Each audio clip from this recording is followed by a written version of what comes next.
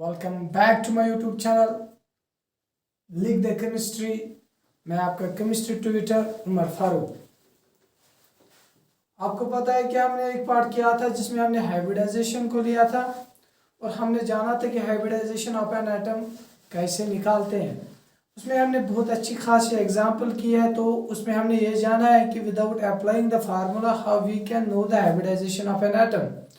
और मैंने आपसे कहा था कि हम उसका एप्लीकेशन पार्ट करेंगे और उस एप्लीकेशन पार्ट में हम वो सारे क्वेश्चन करेंगे जो अभी तक नीट में आए हैं, जेई मेंस में आए, जेई में आए हैं, जेआरएफ में आए हैं, नेट में आए हैं। तो आज हम उसी एप्लीकेशन पार्ट को करने जा रहे हैं कि कैसे हम इसको अप्लाई कर सकते हैं और कौन कौन से क्वेश्चन पूछे गए, उन्हीं क्वेश्चनों को आज हम करने जा रहे हैं। मुझे पूरी उम्मीद है कि आपने वो वीडियो देखा होगा और जो वो वीडियो देखेगा उसी को ये एप्लीकेशन पार्ट समझ आएगा। एप्लीकेशन में हमें यही से देखना है कि हम इस कंसेप्ट को यानी हाइब्रिडाइजेशन जानने के बावजूद क्या हम इसको कहीं अप्लाई कर सकते हैं और उनकी क्या एप्लीकेशन है और कैसे क्वेश्चन पूछे गए हैं, वही आज हम इसमें डिस्कस करने जा रहे हैं। प्लीज सब्सक्राइब आवर चैनल लिख द केमिस्ट्री। चलो हम अपना टॉपिक स्टार्ट करते हैं। टॉपिक है आज का एप्लीकेशन ऑफ हाइब्रिडाइजेशन। बहुत इंपॉर्टेंट टॉपिक है, बहुत इंपॉर्टेंट क्वेश्चन पूछेंगे, चाहे कोई भी एग्जामिनेशन हो, नीट का हो, आईआईटी जैम का हो, जेई मेंस का हो, जेई का हो, जो भी एग्जामिनेशन आते हैं तो एक दो तीन क्वेश्चन इससे आते हैं। तो कैसे वो क्वेश्चन आया आज हम देख लेंगे बेटा। तो हम क्या कर लेंगे, application part of hybridisation. Application of part of hybridisation में हमें यही करना है कि इसमें हमने चार नुक्ते लेने हैं, चार पार्ट लेने हैं जो इनकी मेन एप्लीकेशन है। इन शॉर्ट हम ये बता सकते हैं, by knowing the hybridisation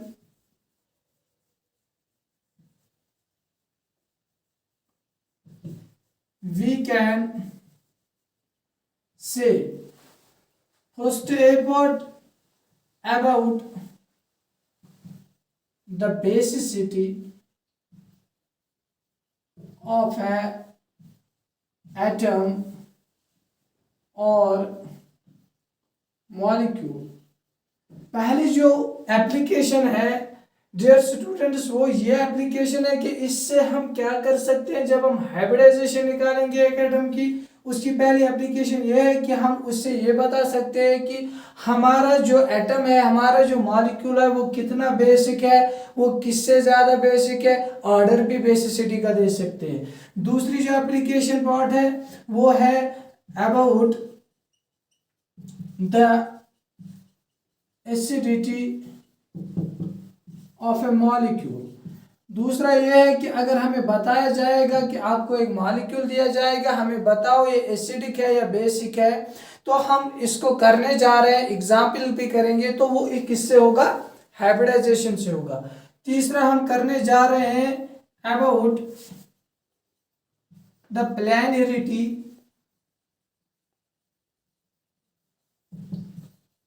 of A molecule. बहुत इंपॉर्टेंट है और पूछा भी गया है। आईआईटी जैम में क्वेश्चन पूछा गया, नेट जेआरएफ में क्वेश्चन पूछा गया, नीट में क्वेश्चन पूछा गया कि हाइब्रिडाइजेशन निकालने से हम क्या कैसे कह सकते हैं कि एक मॉलिक्यूल, एक एटम प्लानर है कि नॉन प्लानर है। और चौथी सबसे बड़ी इसकी जो एप्लीकेशन है वो ये है कि इससे हम ये कह सकते हैं कि हाइब्रिडाइजेशन चेंज। बहुत इंपॉर्टेंट है और बहुत क्वेश्चन पूछे गए इससे, जो मैं यहाँ डिस्कस करने जा रहा हूँ। Hybridisation change during a reaction.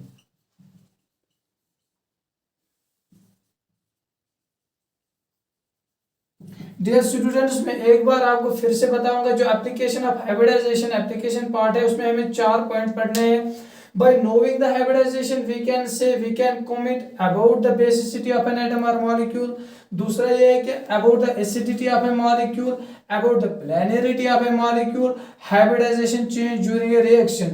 और जो ये जो चार पॉइंट है इससे बहुत क्वेश्चन पूछे गए जिनको आज मैं यहाँ डिक्टेट करने जा रहा हूँ। और किस क्वेश्चन किसको कैसे लेना है, किस क्वेश्चन को कैसे अप्रोच करना है वो भी देख लेंगे। आप इसका स्क्रीनशॉट लो तो हम आपस में इनको डिस्कस कर लेते हैं।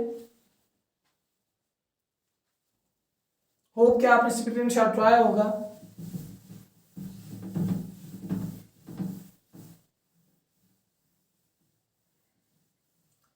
जो पहली एप्लीकेशन है वो थी about knowing the basicity of an atom or molecule। आज हम ये करने जा रहे हैं कि अगर हमें हाइब्रिडाइजेशन पता होगी तो हम कैसे बता सकते हैं कि एक एटम दूसरे एटम से कैसे ज्यादा बेसिक है, या एक एटम बेसिक है या एसिडिक है। इसको समझाने के लिए मैं आपको एक इलस्ट्रेशन दूंगा। वो इलस्ट्रेशन क्या है? वो इलस्ट्रेशन ये होगी डियर स्टूडेंट्स, हम उसमें कुछ क्वेश्चन लेंगे, आफ्टर दैट उन क्वेश्चनों को कर लेंगे और मैं आपसे भी पूछूंगा वो कैसे करने हो और आप मुझे उसका आंसर बताएंगे और हम मिलके वो क्वेश्चन करते हैं ताकि हम कल नीट या जेईई में कुछ प्रॉब्लम फेस न करें। इसको देखने के लिए आपको पहले बेसिसिटी पता होनी चाहिए। बेसिसिटी क्या होती है? आप सब लोगों को पता है कि organic chemistry in organic chemistry क्या होती है? बेसिसिटी का ये मतलब होता है कि एक एटम, व्हेन एन एटम और ए molecule donates its lone pairs to an electron deficient when an atom or a molecule donates its lone pair to an electron deficient atom or molecule, it is said to be basic।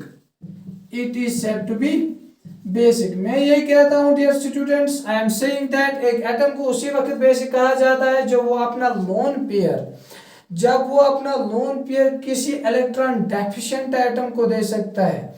जब वो अपना lone pair donate करता है तो उसको कहते हैं basic. और उसी वक्त an atom is said to be more basic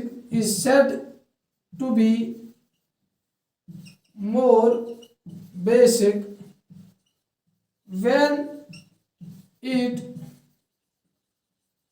donates its lone pair very easily। एक एटम को डियर स्टूडेंट्स उसी वक्त बेसिक कहा जाता है, अच्छा बेसिक कहा जाता है, मोर बेसिक कहा जाता है जब उस पर कम एनर्जी लगानी पड़ती है ताकि वो अपना लोन पेयर खुद ब खुद दे सके। तो कहते हैं कि जो एटम है वो बहुत अच्छा बेसिक है, वो बढ़िया बेसिक है। An atom is said to be less or non-basic when it does not donate its lone pair of electrons easily।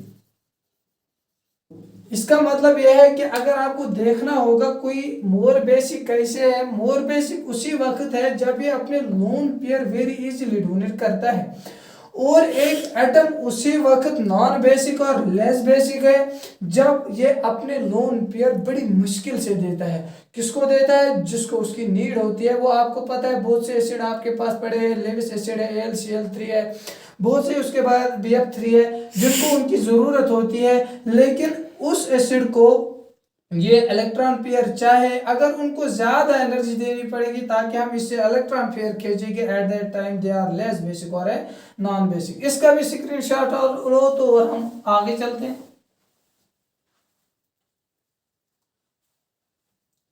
आपने उठाया होगा।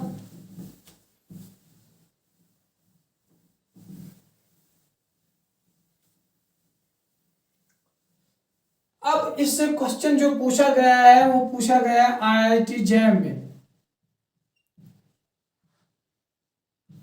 क्वेश्चन क्या था? क्वेश्चन ये था बेटा अच्छे से समझ लेना, क्वेश्चन आईआईटी जैम में ये पूछा गया था कि इमेडाजोल जो हमारा एक स्ट्रक्चर है उसमें 2 नाइट्रोजन होते हैं। अगर उसमें 2 नाइट्रोजन है, उनमें हमने ये बताना है कि विच नाइट्रोजन इज मोर बेसिक। बहुत आसान क्वेश्चन था, जिसने प्रीवियस वीडियो देखा होगा उसने देखा होगा इमिडाजोल में जो नाइट्रोजन होते हैं वो कितने हाइब्रिडाइज्ड होते हैं और कैसे कौन सी हाइब्रिडाइजेशन बताई जाती है। तो मैं अभी इसको करने जा रहा हूं, फिर से मैं क्वेश्चन रिपीट करता हूं कि आईआईटी जैम में ये क्वेश्चन पूछा गया था कि जो इमिडाजोल होता है उसमें 2 नाइट्रोजन होते हैं, उनमें से कौन ज्यादा बेसिक होता है। अब करने जा रहे हैं, देखो कितना आसान है, मैं करने जा रहा हूं। आईआईटी जैम में ये क्वेश्चन पूछा गया है, इन इमिडाजोल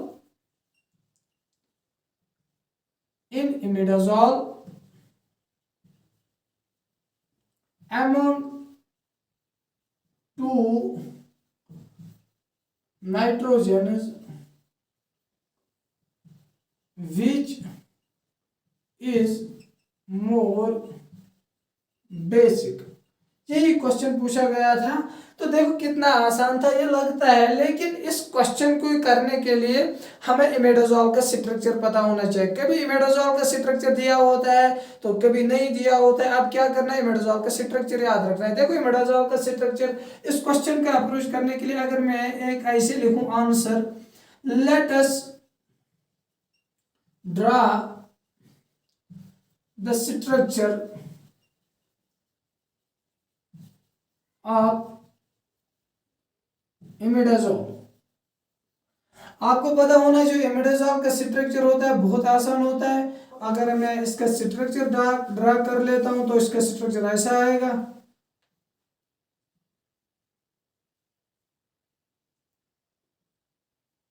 इसका स्ट्रक्चर ऐसे होता है। तो अब क्या करना है कि क्वेश्चन पूछा गया है कि in imidazole among 2 nitrogens which is more basic. मैंने पहले ही कहा है कि हम एप्लीकेशन पार्ट करने जा रहे हैं, एप्लीकेशन पार्ट हाइब्रिडाइजेशन का करने जा रहे हैं। तो एक क्वेश्चन किससे सॉल्व होगा, हाइब्रिडाइजेशन के साथ सॉल्व होगा। अब हमने क्या करना है बेटा, डियर स्टूडेंट्स, हमने इस क्वेश्चन को अप्रोच करना है। अप्रोच इस तरीके से करना है, बहुत आसान था। हमने बतानी है पहले हाइब्रिडाइजेशन,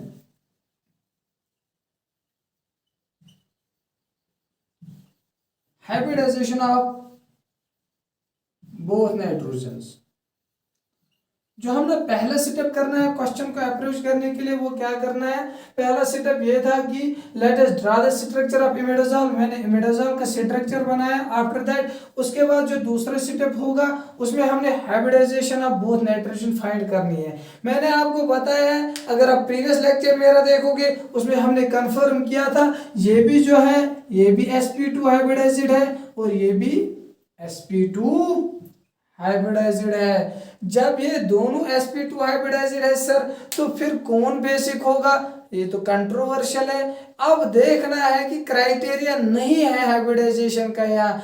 अगर इसमें हाइब्रिडाइजेशन डिफर होती तो मैं कहता कि जो एस कैरेक्टर जिसमें ज्यादा होगा वो एसिडिक होगा, जिसमें कम होगा तो वो बेसिक होगा।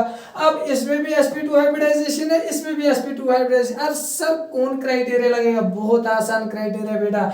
अब देखो इसके पास भी लोन पेयर है, इसके पास भी लोन पेयर है, लेकिन अगर आप इस लोन पेयर की तरफ देखोगे और इस लोन पेयर की तरफ देखोगे, पिछले लेक्चर में मैंने कहा है जो ये लोन पेयर है ये डिलोकलाइज्ड लोन पेयर है, कंजुगेशन में जा सकता है। लेकिन ये जो लोन पेयर है ये क्या है, लोकलाइज्ड लोन पेयर है। इसका मतलब है जब लोकलाइज्ड लोन पेयर होगा ये किस में नहीं जाएगा, डिलोकलाइजेशन में नहीं जाएगा। This lone pair will not undergo delocalisation and this nitrogen donates very easily. It is lone pair of electrons to electron deficient.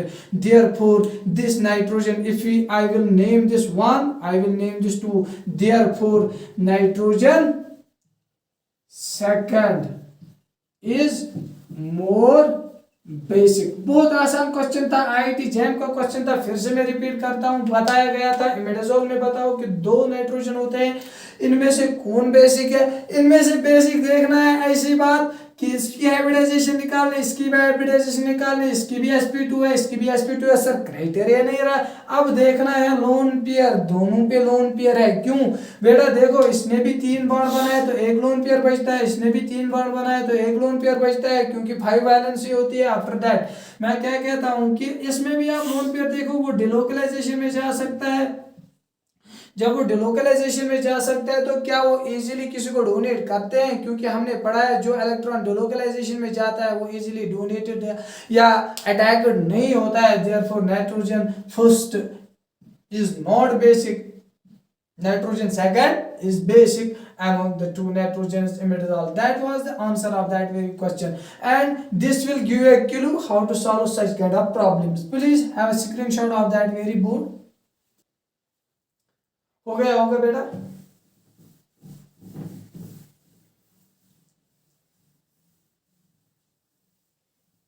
Now इसी की हम दूसरी एग्जांपल लेते हैं। ये जो क्वेश्चन पूछा गया है NET नेट में पूछा गया था, JRF में पूछा गया था, JRF केमिस्ट्री में पूछा गया था।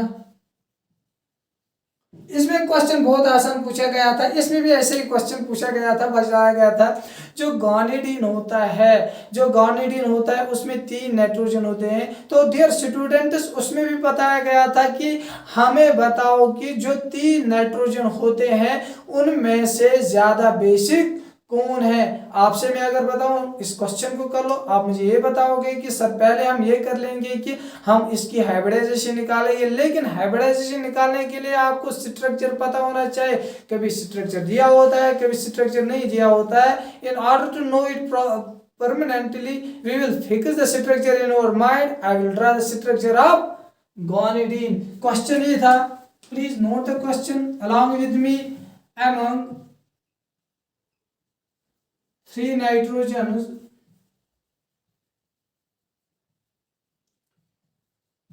in guanidine, which is more basic? Question बहुत आसान था, जैसे पहला क्वेश्चन था ये भी वैसा ही क्वेश्चन है। कुछ नहीं करना है, इसको आंसर देना है। आंसर कितने स्टेप में देना है? 3 स्टेप में देना। पहला क्या है? Let us draw the structure. Let us draw the structure of guanidine. Let us draw the structure of guanidine. हमने क्या करना है? हमें guanidine का स्ट्रक्चर ड्रा करना है। guanidine का बहुत आसान स्ट्रक्चर होता है। तो यहाँ पर कार्बन होता है, आपको पता है कार्बन 4 बॉन्ड बनाता है। यहाँ पर एक नाइट्रोजन होता है, तो यहाँ पर दूसरा नाइट्रोजन होता है, यहाँ पर तीसरा नाइट्रोजन होता है। तो जब आपको वैलेंसी फिक्स करनी होती है तो आपको पता है, you are knowing that we have to fix the valency with the help of monovalent hydrogen atom. अब क्या है कि इसकी भी वैलेंसी फिक्स करनी है। यहाँ पर भी क्या आएगा? एक H आएगा। अगर मैं आपसे कहता हूं कि मुझे बताओ बेटा यहाँ पर क्या होगा, आप डेफिनेटली कहोगे यहाँ पर एक लोन पेयर होगा, एक लोन पेयर होगा, तो एक लोन पेयर होगा, क्योंकि इसकी भी ऑक्टेट कंप्लीट हो गई, इसकी भी ऑक्टेट कंप्लीट हो गई, इसकी भी ऑक्टेट कंप्लीट हो गई है। इसके पास भी लोन पेयर है, इसके पास भी लोन पेयर है, इसके पास भी लोन पेयर है। आपने देखा है कि पिछले वीडियो में हमने इसकी स्ट्रक्चर की हाइब्रिडाइजेशन निकाली थी। ये भी आया था sp2, ये भी आया था sp2 और ये भी आया था sp2। अब क्वेश्चन क्या पूछा गया है? हाइब्रिडाइजेशन हमने निकाली है। क्वेश्चन ये पूछा गया था, अगर मैं इनको ये लिखूं, इसको नाइट्रोजन 1 लिखूं, नाइट्रोजन 2 लिखूं, यहाँ पर नाइट्रोजन 3 लिखूं, कहा गया है कि इन 3 नाइट्रोजन में मुझे बोलो। JRF नेट वाला क्वेश्चन पूछता है कि मुझे इनमें बोलो। देखो कितना आसान है, कौन ज्यादा बेसिक है। सर पहले हम हाइब्रिडाइजेशन निकालेंगे। इसकी भी हाइब्रिडाइजेशन sp2 है, इसकी भी हाइब्रिडाइजेशन sp2 है, इसकी भी हाइब्रिडाइजेशन sp2 है। यहाँ भी क्राइटेरिया ये नहीं है हाइब्रिडाइजेशन के। अब क्या देखना है कि हम बेसिसिटी किसकी वजह से देखते हैं? लोन पेयर की वजह से देखते हैं। इसका भी लोन पेयर है, इसका भी लोन पेयर है, इसका भी लोन पेयर है। सर क्राइटेरिया मैच नहीं होता है, इसके पास भी लोन पेयर है। अब क्या देखनी है? अब देखनी है लोकलाइजेशन। अब क्या देखनी है? अब क्या बचा हमारा क्राइटेरिया, लोकलाइजेशन, क्योंकि आपने पढ़ा होगा बेसिसिटी में सबसे जो लोकलाइज्ड लोन पेयर होता है वही मोर बेसिक होता है। अब मुझे बताओ, अगर मैं आपसे कहूं कि लोकलाइजेशन ऑफ लोन पेयर कहो, आप मुझे डेफिनेटली कहोगे कि only nitrogen one that is doubly bonded nitrogen is having a lone pair, is having a localized lone pair। इसमें क्या है, लोकलाइज्ड लोन पेयर है, और जिसमें लोकलाइज्ड लोन पेयर होता है वो क्या होता है, मोर basic. Therefore nitrogen first is more basic. अगर हम इन नाइट्रोजन की बात करें, नाइट्रोजन 2 और नाइट्रोजन 3 की बात करें, आप अच्छे से समझ लेना, ये सेम टाइप ऑफ नाइट्रोजन है, ये भी सेम टाइप ऑफ नाइट्रोजन है, ये भी सेम टाइप ऑफ नाइट्रोजन है। अब इसमें क्या है, देखो बेटा, ये डिलोकलाइजेशन में जा सकता है। जब ये डिलोकलाइजेशन में जाएगा, आपने एसिडिटी, बेसिसिटी और इलेक्ट्रो न्यूट्रलिटी प्रिंसिपल में पढ़ा है, जो डिलोकलाइजेशन में जाता है वो अच्छे से इलेक्ट्रॉन डोनेट नहीं करता है। और शॉर्ट में क्या, शॉर्ट में इसका आंसर वो था, वो कार्बन के साथ डबल बॉन्ड बनाता है, उसके साथ लोन पेयर होता है, लोकलाइज्ड लोन पेयर होता है, यही इसका आंसर है। क्वेश्चन नंबर 30 था या 40 था, नेट जेआरएफ केमिस्ट्री का क्वेश्चन था। इसका भी स्क्रीनशॉट उठा लो तो हम अपना टॉपिक आगे बढ़ाएंगे।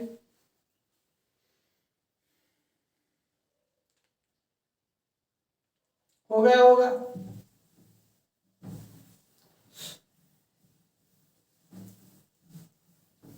अब इस बेसिसिटी से और एक क्वेश्चन पूछा गया था, नीट का क्वेश्चन बताना नहीं जा रहा हूं, तो बहुत इंपॉर्टेंट क्वेश्चन है, बहुत सी बुक अपनी बुक में ये क्वेश्चन भी लाते हैं। तो इसमें क्वेश्चन ये पूछा गया था, give the correct order of basicity of 3 molecule दिए गए थे, तो उनकी क्या बतानी थी। एक बताया गया था अमोनिया, दूसरा बताया गया था pyridine, और तीसरा बताया गया था डाइनाइट्रोजन। क्या सर लैंग्वेज ही दी हुई थी, स्ट्रक्चर भी दिया था कहीं, हाँ स्ट्रक्चर भी दिया था। अमोनिया का आपको पता है ऐसा स्ट्रक्चर होता है, लोन पेयर होता है, तो pyridine का ये भी स्ट्रक्चर होता है।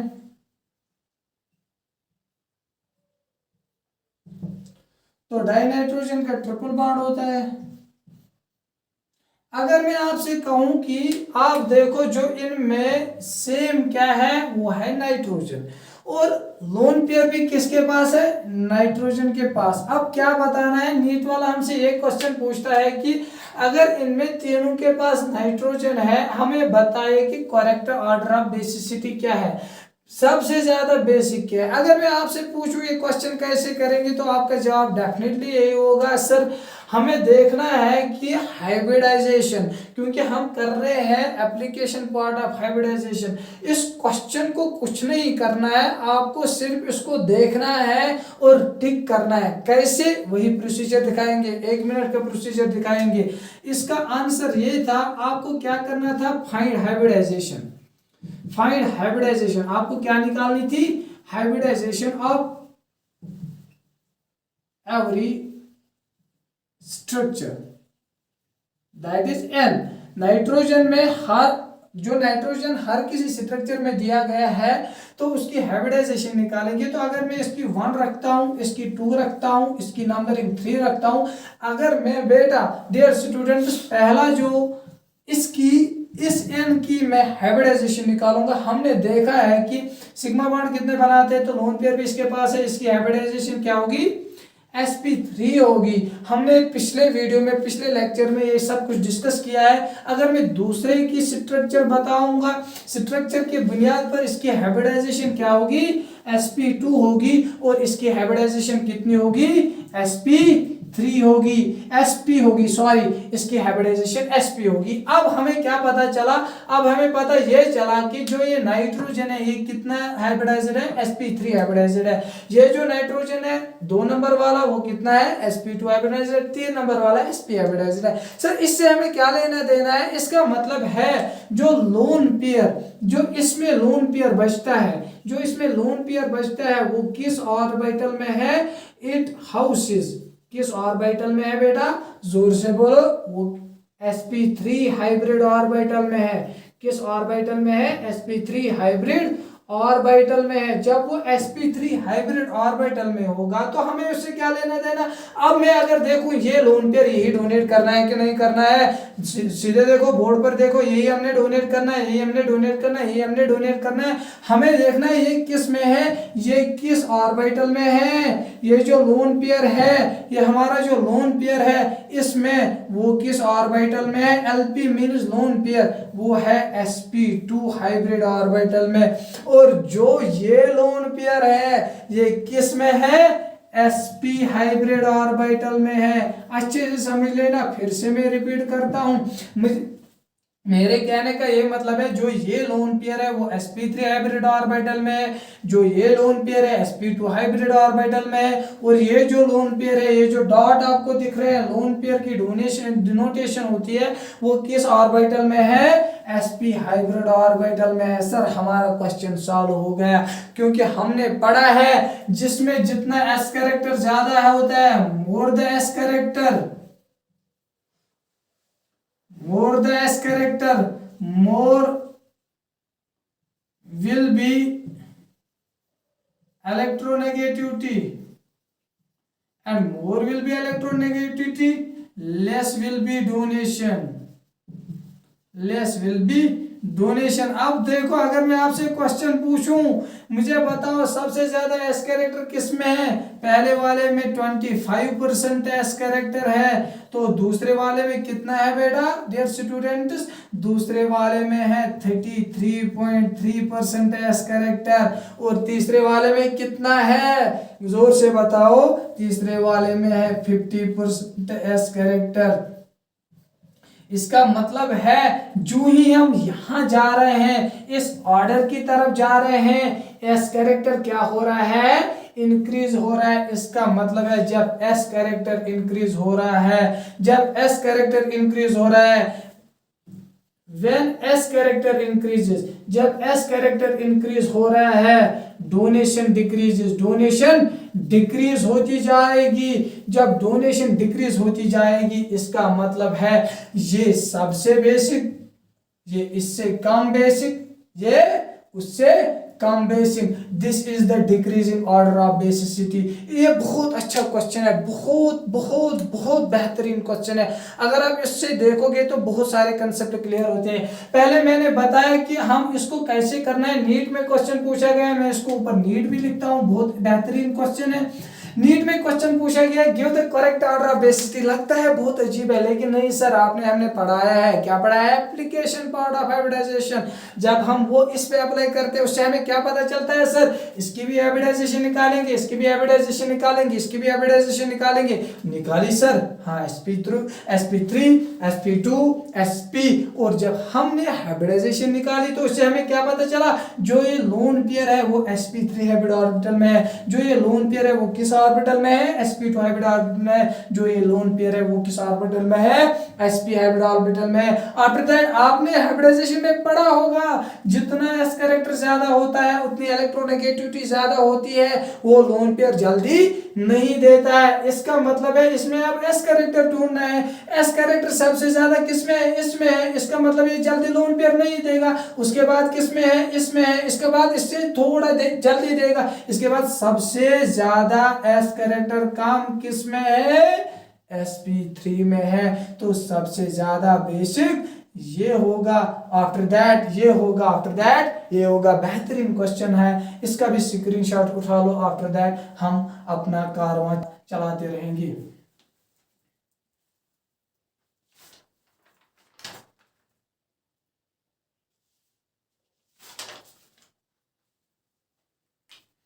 हो गया बेटा।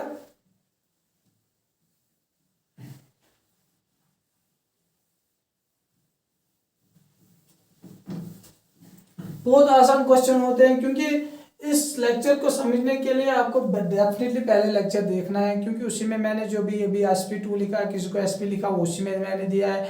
तो आपको पता है कि आपको अपने यूट्यूब पे क्या सर्च करना है, लिख द केमिस्ट्री, तो आपको वो पहला चैप्टर मिल जाएगा, तो उससे आपको बहुत कुछ कंसेप्ट क्लियर हो जाएंगे। अब जो हम ना अब जो हमने करना है वो दूसरी एप्लीकेशन करनी है कि acidity means how we can comment on the acidity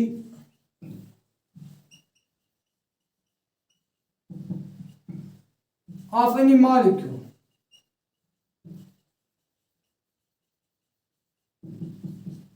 अगर हमने किसी मॉलिक्यूल की एसिडिटी पे कमेंट करना होगा तो उस पे हम कैसे कमेंट करेंगे।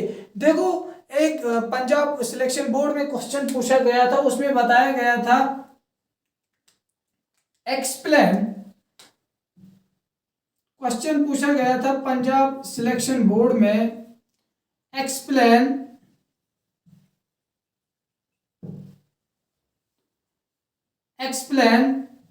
व्हाई acetylene is more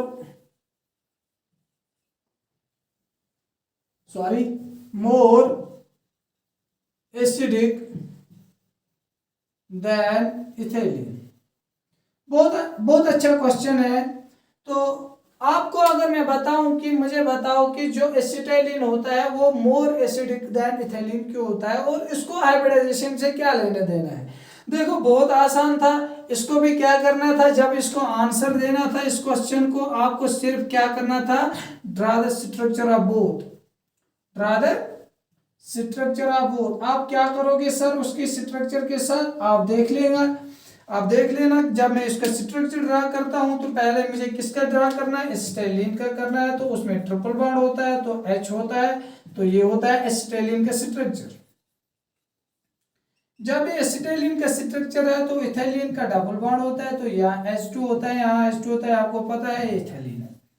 अब क्या करना है, इसके साथ हाइब्रिडाइजेशन से क्या लेना देना है, जो हमने एसिडिटी आर बताना है इसका और इसका, वो हाइब्रिडाइजेशन से लेना देना। कैसे सॉल्व करता हूं, आप भी देख लो, सॉल्व करता हूं मैं, आप देख लो इसकी हाइब्रिडाइजेशन क्या है, इस कार्बन की हाइब्रिडाइजेशन भी, इस कार्बन की हाइब्रिडाइजेशन क्या है, बोथ कार्बन क्या हाइब्रिडाइज्ड है।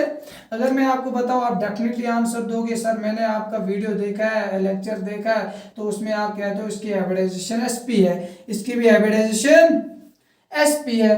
तो आप मुझे बताओ इसकी हाइब्रिडाइजेशन कितनी है, इसकी हाइब्रिडाइजेशन भी sp2 है, तो इसकी भी हाइब्रिडाइजेशन sp2 है। अब सर अभी आपने बताया पहले एग्जांपल में, जो पिछली एग्जांपल थी, जितना s कैरेक्टर ज्यादा होता है उतना इलेक्ट्रोनेगेटिव होता है। इसका मतलब है जो ये है इसमें s कैरेक्टर 50% है, इसमें s कैरेक्टर 33.3% है, और जो ये s कैरेक्टर है ये डोमिनेंट होता है और ये पुश करता है H पॉजिटिव को निकलने के लिए, क्योंकि इसमें S कैरेक्टर कितना है, 50% है। देयरफॉर जब ये 50% S कैरेक्टर डोमिनेंट होता है तो हाइड्रोजन आयन क्या निकलता है, as a hydronium ion. Hydrogen क्या निकलता है, एज ए हाइड्रोनियम आयन, और ऑक्सीडोनियम आयन क्या निकलता है, एज ए ऑक्सीडोनियम आयन। अगर ऑर्गेनिक इनऑर्गेनिक केमिस्ट्री में लिखेंगे तो ऑक्सीडोनियम लिखेंगे,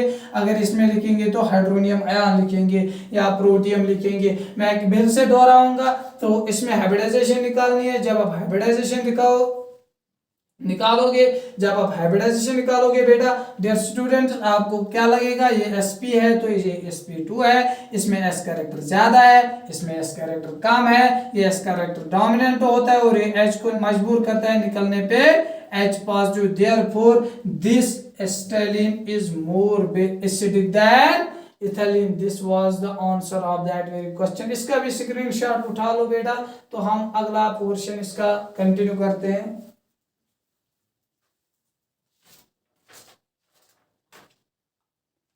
हो गया होगा। बहुत इंपॉर्टेंट टॉपिक है।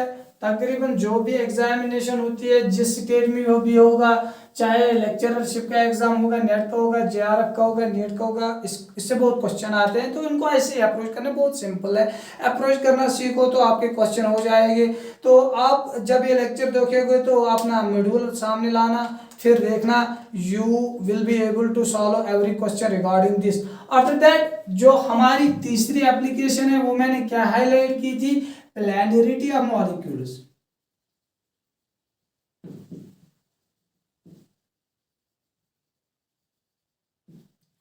प्लानरिटी ऑफ मॉलिक्यूल्स आपने पढ़ी होगी, जब आपने केमिस्ट्री पढ़ी होगी तो उसमें आपने देखा होगा प्लेनर मॉलिक्यूल वो मॉलिक्यूल होता है जो लाई करता है between the two axis, between the two axis of Cartesian coordinate, of Cartesian coordinate. इसका क्या मतलब है सर? इसका मतलब यह है कि जो हमारी स्पेस है, जो हमारी स्पेस है, अच्छे से समझ लेना मुझे, मैं ये बता रहा हूँ जो हमारी स्पेस है, मैं इससे मॉडल थोड़ा बताऊंगा। जो हमारी स्पेस होती है वो 3 डायमेंशनल होती है। कितनी होती है? 3 डायमेंशनल होती है, ऐसी होती है।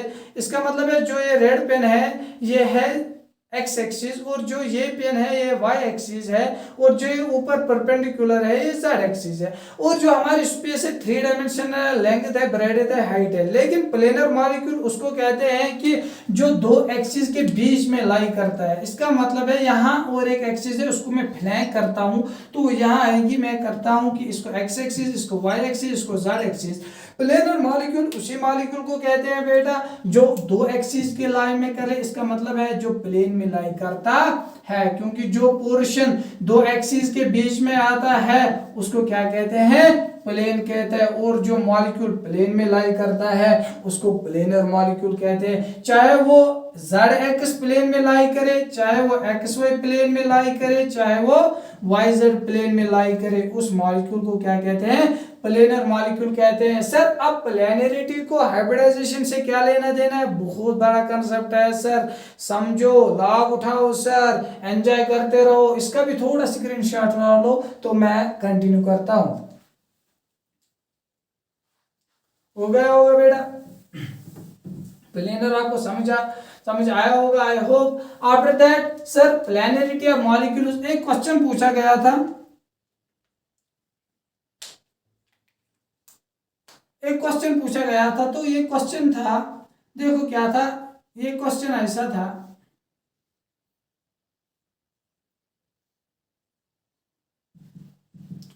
Comment on the planarity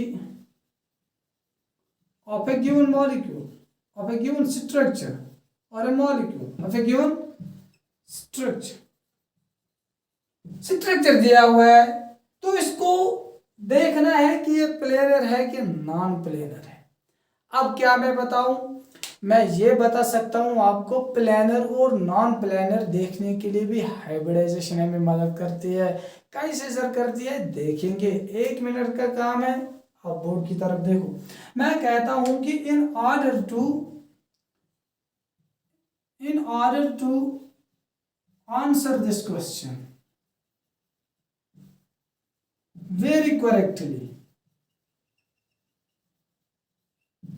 try to find the hybridization. Try to find the hybridization of each atom of structure, each atom of a given structure.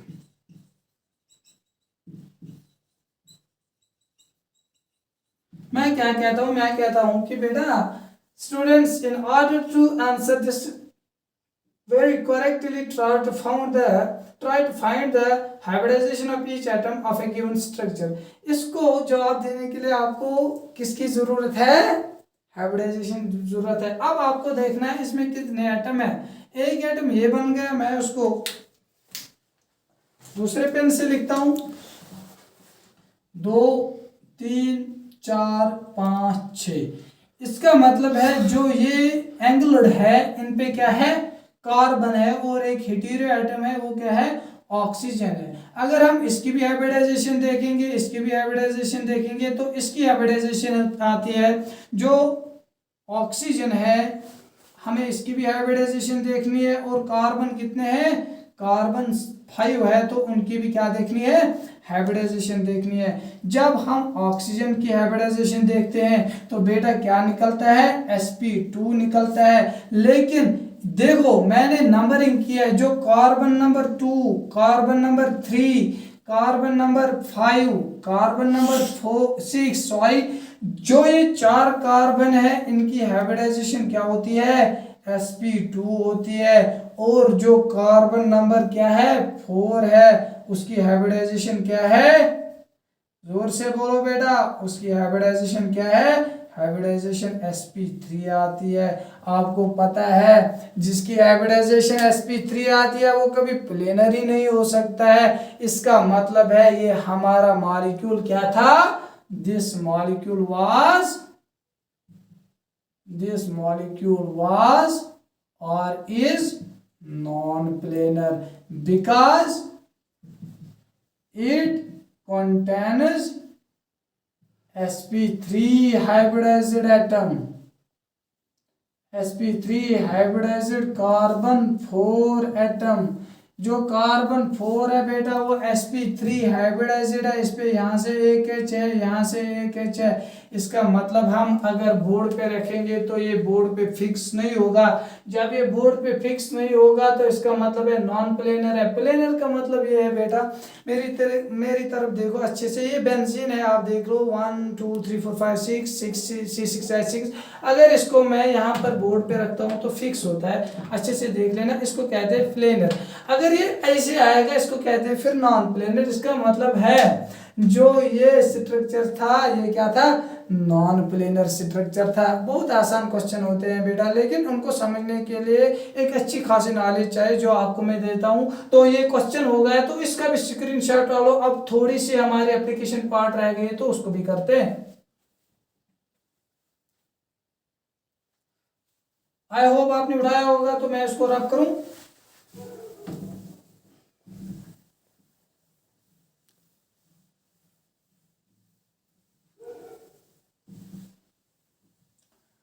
अब लास्ट पार्ट रह गया इसका, जो आईआईटी जैम में क्वेश्चन पूछा गया था, बहुत इंपॉर्टेंट क्वेश्चन था और बहुत आसान क्वेश्चन था। क्वेश्चन क्या था, हाइब्रिडाइजेशन चेंज पे क्वेश्चन था, हाइब्रिडाइजेशन चेंज पे क्वेश्चन था। क्वेश्चन क्या था, व्हेन, मैं लिखता हूं बेटा, आईआईटी जैम का क्वेश्चन है, बहुत इंपॉर्टेंट क्वेश्चन है। आपको पता होता है आईआईटी जैम का पेपर बहुत टफ होता है, लेकिन क्वेश्चन आसान होता है, उसको अप्रोच करना होता है। आप देखो कैसे अप्रोच करना है। When BF3 gets reacted with ammonia, what hybridization changes occur in both the molecules?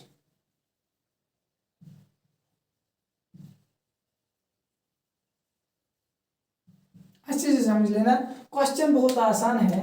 BF3 किससे रिएक्ट होता है, अमोनिया से रिएक्ट होता है, NH3 लिखा है। व्हाट हाइब्रिडाइजेशन चेंजेस आकर इन बोथ द मॉलिक्यूल्स, इनकी हाइब्रिडाइजेशन में कौन चेंज आ गई जब ये आपस में मिल गए।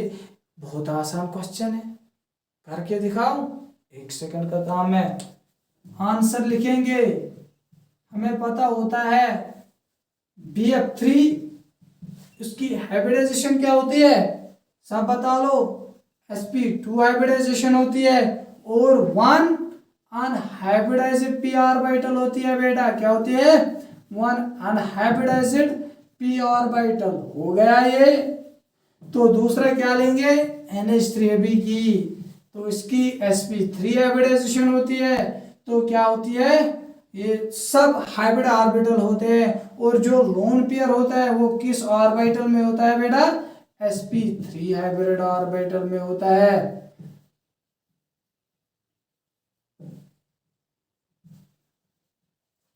लोन पेयर किस में होता है, sp3 हाइब्रिड ऑर्बिटल में होता है। अब रिएक्शन क्या करनी है आपको पता है, BF3 प्लेनर मॉलिक्यूल है, sp2 हाइब्रिडाइजेशन है।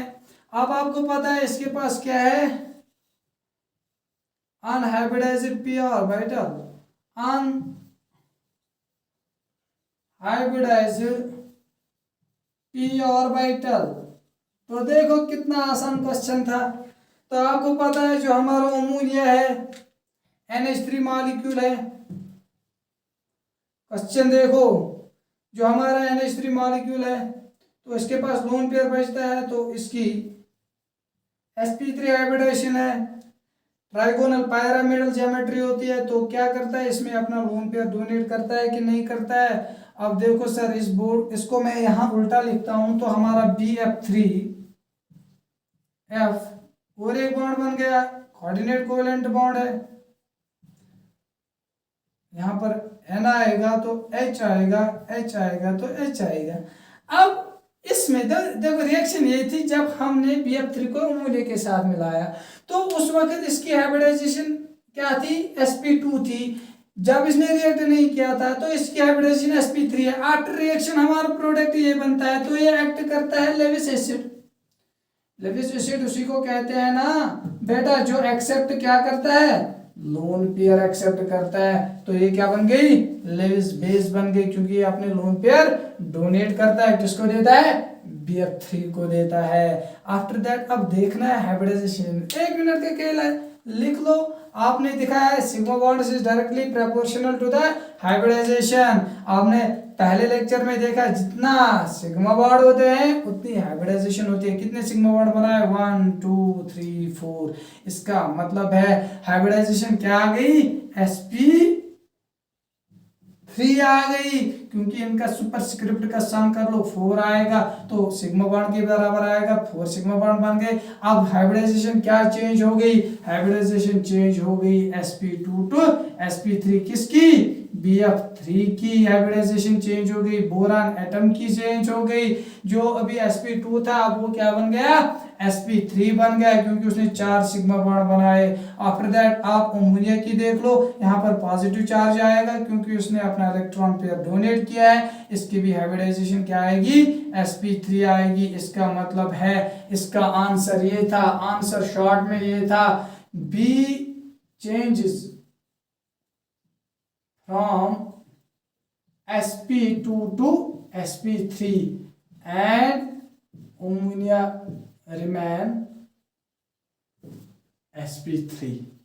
That was application part of the hybridisation. बहुत आसान क्वेश्चन आते हैं बेटा, लेकिन क्या करना है कि पहले लेक्चर को अच्छे से देखना है।